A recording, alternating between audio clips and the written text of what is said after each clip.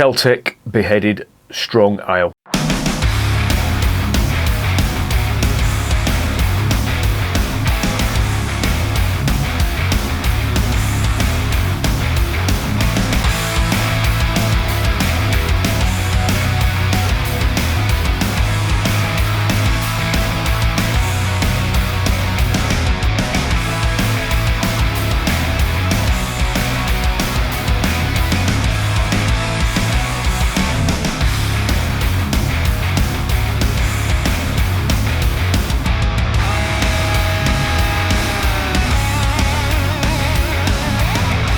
And remember, life is too short to be drinking shitty beer.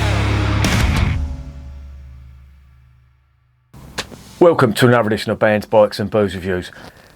As you may or may not know, I have just come back from Cornwall and Devon, and I decided to get as much local beer as I could afford, and I managed to get some of this stuff in the local co-op to where we were staying, in a place called Camelford. If you know Cornwall, you've probably heard of Camelford. But this was sitting on the shelf in a co-op along with one of their other beers, Reaper, which I'm going to be reviewing at some point. But it looked quite interesting. Now, obviously, if you go to Cornwall, you're going to get all the usual Doom Bar. And yeah, I didn't pick any of that up. I'm not going to. I've already reviewed Doom Bar on the channel, and to be honest, it ain't great. And it seems to be the most popular beer in the pubs down there. St Austell, I don't know whether they own the pubs, but they seem to have their beer in the majority of the pubs that I saw. There were a couple of exceptions, but the majority were St Austell, and in a few of them you did have the Sharp's Brewery stuff as well. To be honest, neither were that great. St Austell, yeah, they do the tribute pale ale, and to be honest, I reviewed that in the bottle on the channel a while back, and I was a bit nonchalant about it. I didn't really think much of it. I thought it was very, very average.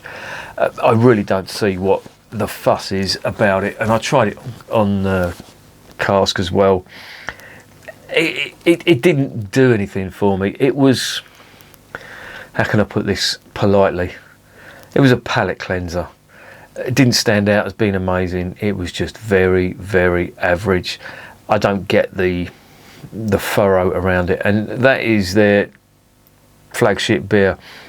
And I was left feeling very, very underwhelmed by all their beers, to be honest. Now, I've got a couple of their beers in the fridge to review that I haven't seen down here. I think they're local just to Cornwall, so I decided to bring them back.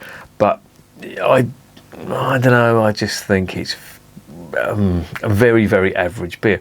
Now, the Sharp's Brewery stuff, even less impressed with that. And I did stay in a place, I'm not going to name the pub, but I returned 2 pints of different beer. One was the Untitled Brewery beer, which I've got some in the fridge. Again, I'm going to review some of that. I handed that back, not because the beer was bad, but because it had been kept badly. And that really does make a difference. And if you're a brewer, it can make or break your reputation. If somebody who's gone down to visit the region and they buy some of your beer and it's not kept well, I don't know, I just think it's going to stay in the mind of somebody who's tried that beer. Now, I have to say, and I'm as I was saying that, I was sort of thinking, I can multitask, believe it or not. I was just thinking in my head, have I ever had a bad pint of Fuller's beer? Not in London. And obviously Fuller's is local to London, it's based in West London. And I don't think I've ever had a bad pint. I've had really, really exceptional pints of Fuller's beer, and I've had average pints of Fuller's beer, but I've never had a bad pint of Fuller's beer. With the St Austell stuff, it was, from what I tasted, it was just okay. But the Sharp stuff, yeah, I did have a couple of bad pints of that. They just weren't kept well. So Sharps, I think they're owned by Master. You get what goes with that. They don't, I wouldn't say they don't have a care, but they're not checking up on the pubs. They're not tasting the beer. Fuller's do that. Or they used to do that. I don't know whether they do or not now, but they train up the bar staff on how to pour, how to keep the beer. again, I'm going back a few years. That used to happen, but they've been taken over by Asahi now, so I'm not sure whether that happens or not.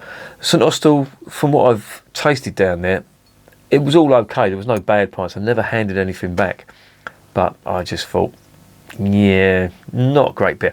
But anyway, I'm fucking rambling. This is from the Keltek Brewery. Now, they're based in a place called Red Ruth, which is somewhere where I didn't visit, unfortunately. And this lot, they own 6 pubs. So maybe my view on Cornish beer may have changed if I'd have visited their pubs. Now, I'm not going to lie to you. I've tried this before. If you've watched some of the shorts that I was doing, I did try this. In fact, I bought some of this on the first day I got down there, and where we were staying, it was like a little. They called it a lambing shed, and my missus put up a photo on Facebook, and all my mates absolutely ripped the piss out of me because they said it looked like a little hobbit's house. Fucking bastards! I've come to the conclusion all my mates are absolute effing C's, if you know what I mean. But yeah, I love it. I love the piss taking. Don't worry, they get it back, believe me. But this is one that caught my eye. I like the label. If you want to have a look, Beheaded with an axe on the front. Of course, Cornwall is steeped in all that medieval and post-Roman history, if you know the history of King Arthur. And it annoys me where, especially around Tintagel, you see lots of knights depicted in, medieval knights, and King Arthur was nothing of the sort. If you look at the history of King Arthur, he was actually what the general consensus appears to be. He was a post-Empire Roman cavalryman, and he was around at the time of the Dark Ages, when supposedly they call it the Dark Ages because there's not much written about it, and it was the time in between the Saxon invasion of what was then Britain, and when the Romans left. So yeah, King Arthur was around that time, and of course you've got the whole legend about it and all that. You've heard the joke about who designed the round table. That was Circumference. I know, terrible joke, but I like it. But this stuff comes from the Keltek Brewery. Now, as I say, they're based in Red Ruth. They are independent. They have been going since 1997, and they've gone from strength to strength, and I think it was in 2007 they started doing contract brewing, and they became very popular. And the way they do their contract brewing, if you look on their site now, you bring the ingredients, you give them the recipe, they brew it. The only caveat is you have to get it bottled or casked up there, kegged up I should say. They'll even pay the duty if you're not registered. I think it's SALSA. I'm not sure entirely what the initial stands for. That's an acronym for some kind of tax affiliation for brewing beer, but they'll pay that for you as well.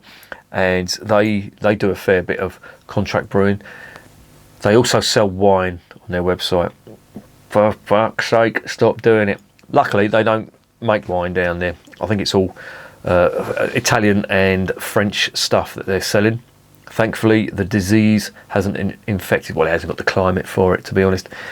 If you look at the weather forecast, I mean, we've come back to Kent now, and it's sunny. It's in the 70s or the 20s, mid-20s, whatever measurement of temperature you use. But it rained yesterday, big time in Cornwall and in Devon as well. The West Country don't have to get a lot of rain. We were stayed when we was in Devon. We were near a place called Oakhampton, and apparently that's christened Soakhampton because it rains so much. But there you go. Not much left to say about this. This has won awards, and I think this is won a silver award, but some of their beers have won gold awards as well. And I like what they do. And they do one called Swifties. And from the description, it's very well, from what I can gather from the description, it sounds like they're trying to do some kind of Kolsch, because they use they use bottom fermenting yeast, but they brew it like a real ale. So I suppose it's like a Kolsch in reverse. Kolsch uses top fermenting yeast, and they store it and they lager it. So they've done the reverse of it. I'm not sure which is best, but I should have got some of that, but I didn't see it available. The only two that were available were this stuff, which is a strong ale, and the Reaper, which is an English ale, if you like, or a Cornish ale, as they call it. But that's all I'm going to say about that. Let's stop rambling and let's get this open and see what's going on.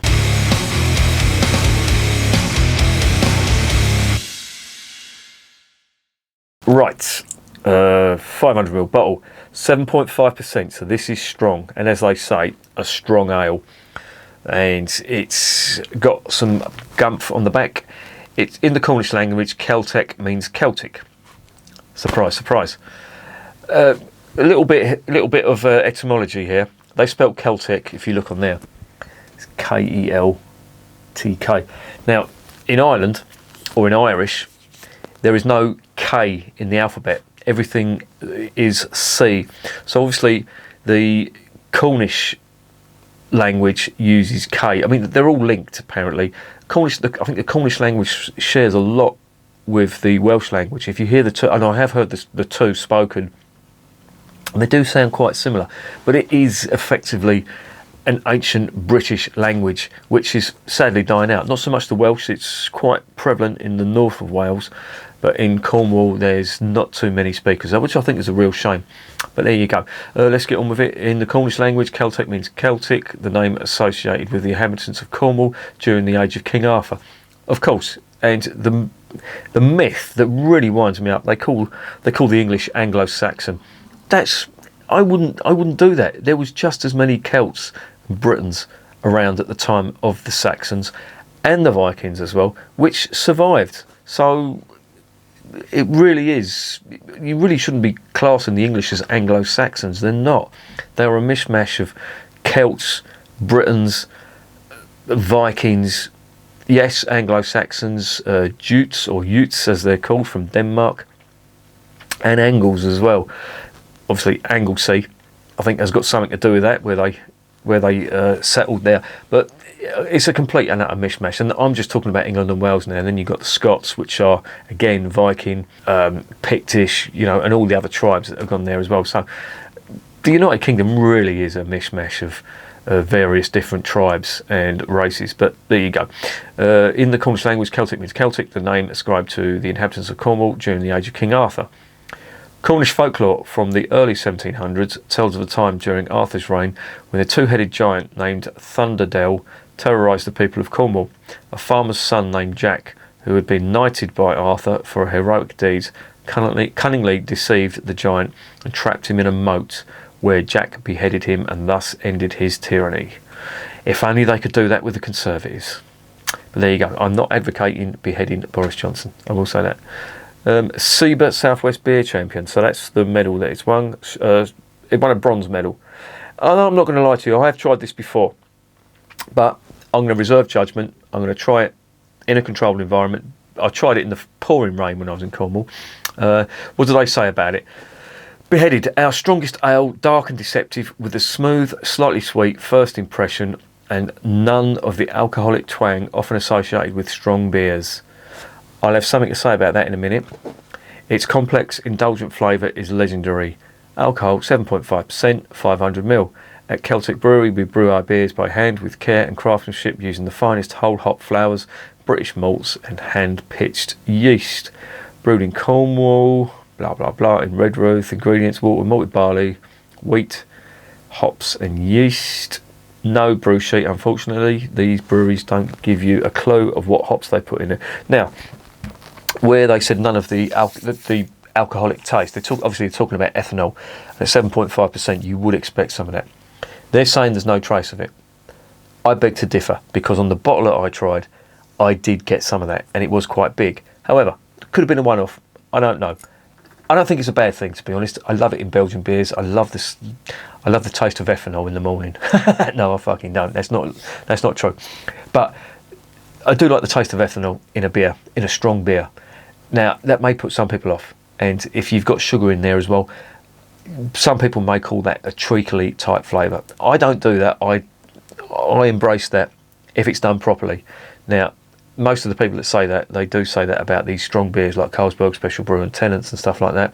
That's just shit beer, basically. It's not treacly, it's not because of the high alcohol, it's not because of the sugar. It's shit beer. Do not compare these type of beers with that, because that is absolute fucking dog shit. Don't drink it, kids. It's not good for you, even though they've lowered the ABV on them. Anyway, and they've lowered it to 7.5%. But there you go. I think, am I wrong? I could be wrong, but I think 7.5% is the... Obviously, Brewdog do that fucking nonsense that they do. But I think the strongest beer, I think, is around 7.5% if you don't want to get charged extra duty by the government. Them fuckers foiling us at every turn. Anyway, let's shut up about that, get this open, and let's see what's going on.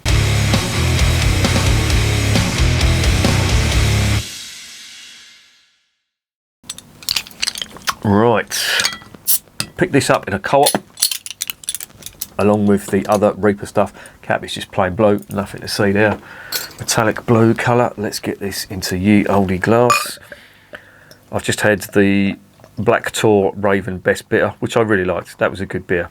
Only slightly lacking in the hops, but everything else apart from that was absolutely spot on, and I really like that. And as I say, so far Devon is winning me over compared to Cornwall in the beer stakes. Now I know that some Cornish people are going to get the ump with that. They're a strange bunch down there. Only joking. I've got a few Cornish mates and they're real good people, but they are proud of what they've got down there, and quite rightly so. It's a lovely part of the world, and I've advocated before going down there, and that's just rubber stamped it again for me. I love Cornwall and Devon too. Devon's really nice as well. Anyway, let's get on to this beer. Yeah, and this again, it was another thing that I noticed. For a 7.5% beer, I would expect a little bit more aroma, and it just isn't forthcoming. It is there, and it's just coming across as sweet malt, and I'm wondering whether there's any invert sugar in there. It's not listed on the ingredients, but as you know, brewers don't have to list all the ingredients, which fucking boils my piss. If this was food, you'd have to put every E number, every little bit of gluten, every little bit of lactose, the whole lot. Beer, for some reason, just gets a buy. You don't have to put all the ingredients, and it fucking winds me up. But there you go. That's just me. Yeah. Oh. And a little... This is going to be a bit of a strange one. There's a little metallic-y type aroma, which is mixed in with sweet malt and ethanol.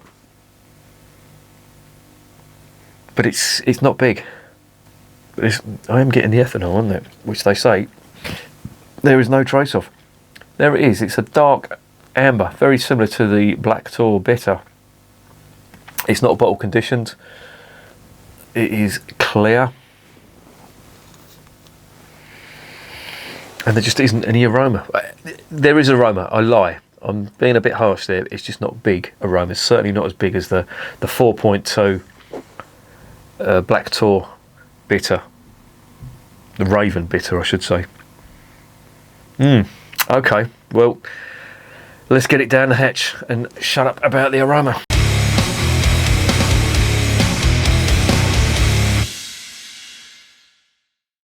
Bottoms up.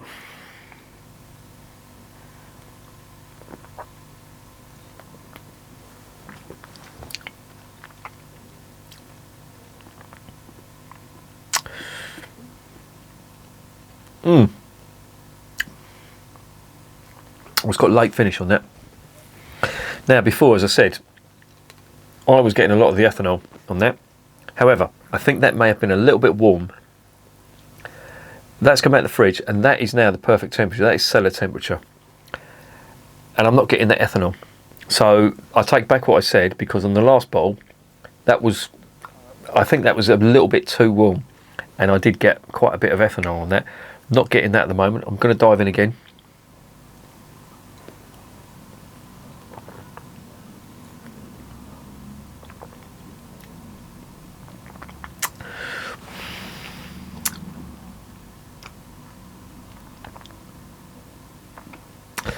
And that's just a little bit disappointing, to be honest. I would have expected much bigger flavours, considering the scale that this is brewed on. But it just doesn't have big malt in there, no real big fruit, and slightly warming actually from the ethanol. That is one thing that I will say. Now I've probably messed that head up there, but that's a 2-finger foamy white head, but I don't think that's how it's supposed to be poured. But it is very, very creamy. I don't know whether you can see that. Yeah, let me do some trick photography there. Can you see that? That's how creamy that stuff is. It's like a bloody ice cream. There's a little bit more of the malt coming through in the aroma now, but it's not big considering, as I say, the scale that it's brewed on.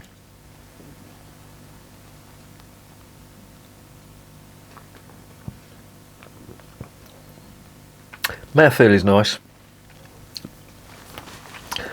but it's just a bit, how can I put this nicely? It just doesn't bowl me over with big flavour. Now, if I'm going to compare this to something, I'm going to compare it to, well, that's probably not fair. Well, is it fair? The Shepherd Neame stuff. Now, obviously they haven't been going as long as Shepherd Neame, so Shepherd Neame have got a lot of experience behind them, but the 1698 that Shepherd Neame do and the 1845 that Fuller's do, they're just bursting with flavour. Now the Shepherd Neame 1698, I think that's strong Kentish ale. I think that's about 6% or something like that. But this at 7.5, it's a hefty old beer. It's certainly not a session beer. But for a beer like that isn't a session beer, just my view, but if it's going to be strong like that, I want a lot of flavour, and I want a big flavour on it, so as I'm not gulping it down and I'm going to savour that. But this hasn't got it, and it sort of makes you want to drink a little bit more to try and see if you can get any more flavours out of it. But you've got to be careful because it's 7.5%. That's a hefty old beer. That's the same as the Carlsberg Special Brew and the Tennant's. I will say it's fucking better than that, so please don't think I'm comparing it to that. I'm comparing the ABV, but it's, I don't know, it's just lax a little bit.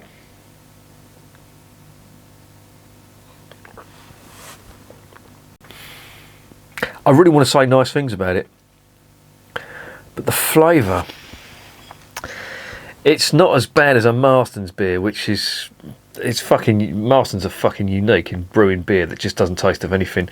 There is a slight flavour to it, but they're very, very insipid flavours. They really are. And if you look at the bottle, it says dark and deceptive, award-winning real ale, and they did win a bronze. So when was that? Was that 2022? Hang on. It doesn't say what year, unfortunately. Or does it? Am I going fucking mental here? No, it doesn't, unfortunately. I'd like to know what beat it and what beers beat it. But yeah, it says our strongest ale, dark and deceptive, with a smooth. It is smooth, I will say that. Slightly sweet. Yeah, I will say that it is slightly sweet. First impression, and none of the alcoholic twang associated with strong beers. I did get that on the last bottle, but it's not on there. Maybe because I've drank it at the right temperature. Complex? No, it's not complex at all. If by complex you mean you're really struggling to discern what the flavours are, then maybe. Indulgent? Well, yeah, it's indulgent because, again, certainly from my experience, I'm just trying to get what flavours are in there. Indulgent flavour is legendary. Is it legendary? No, I don't think so. Using the finest whole hops in this, brewed with care by hand. Oh, come on, fellas, you can do better than this. Even a little invert sugar would just make this a little bit more, well, just give it a little bit more flavour.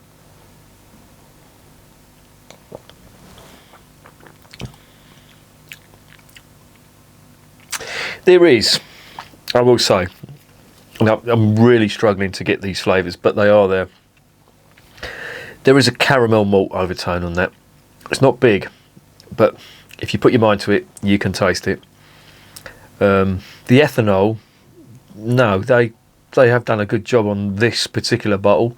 On the last one, that was the first thing I noticed. on the whole, and I hate saying this about these small breweries, because small breweries like this that do traditional stuff, I'm all in favour of, and I want to really promote them. But in all honesty, and at the end of the day, that's what this channel is about, hopefully, is about honesty. And I can't really get excited about this beer, unfortunately. And I want to, but the flavours just aren't there. Again, it's all about the malt. There is a little hint of ethanol. It's not big, but I can get it. Some people who are not used to that may find that bigger, but obviously I'm not trying to brag here, but I'm used to sort of Belgian triples, which just will fucking blow your head off with ethanol.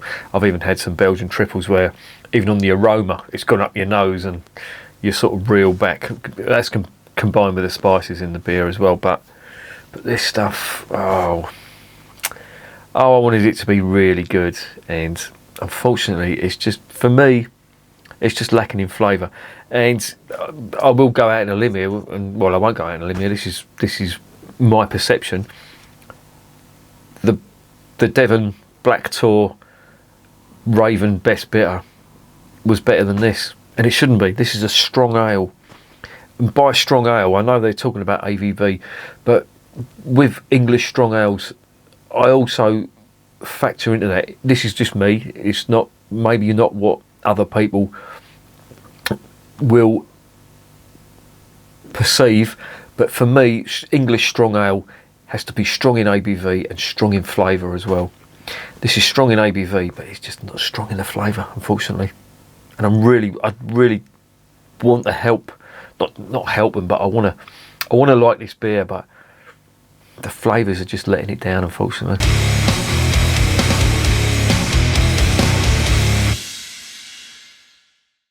So, what is the verdict on Keltek Brewery Beheaded Strong Ale? Well, yeah, it's, for me, I mean, again, as I always say, these reviews are my own personal tastes. Other people have got different tastes. It's like everything I say, like everything I compare with beer, I compare it to music.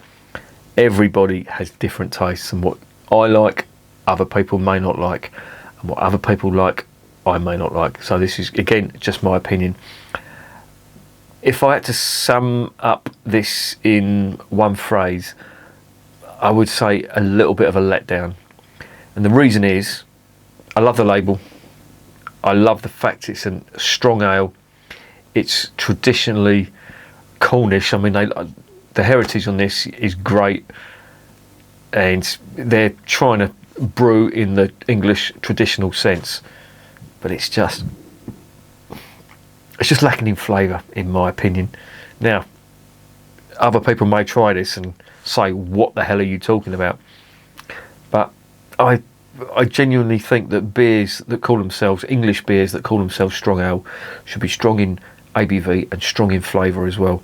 In the same vein as 1845 by the Fuller's Brewery and the 1698 by the Shepherd Neame, and the other strong ales, or old ales as I like to call them, as the other English traditional brewers. But this, however, I just think is lacking in the flavours. Not much character to it, which doesn't really make me want to say you have to track this down and buy it. Now, if I was in Redruth and there was a Keltek Brewery pub, yes, of course I would try this. I'd love to see what this tastes like on cask, and I would hope that it had a little bit more flavour than it does in the bottle. But you've got little insipid, in my opinion, to my palate, little insipid caramel malt flavours. You've got a trace of ethanol. It's not big. It was big in the other bottle, not so big now. No real discernible hop character, and that's about it, really. Mouthfeel is nice, I will say that, but that's about it. So for that reason, and I hate doing it to these little brewers, but for this particular beer, I'm going to give it 5.5 out of 10. Now, I'm not going to say don't try it, and I'm not going to say avoid it. I think you should, if you're in Cornwall and you happen to be around Red Roof and you find one of their pubs, or if you're in Cornwall and you see this in the co-op, I would say get it. I'd love to hear your opinion on this. If you're from Cornwall and you drink this regularly, then I'd love to hear your opinion on it. But for me, I think it's just a little bit of a letdown, unfortunately.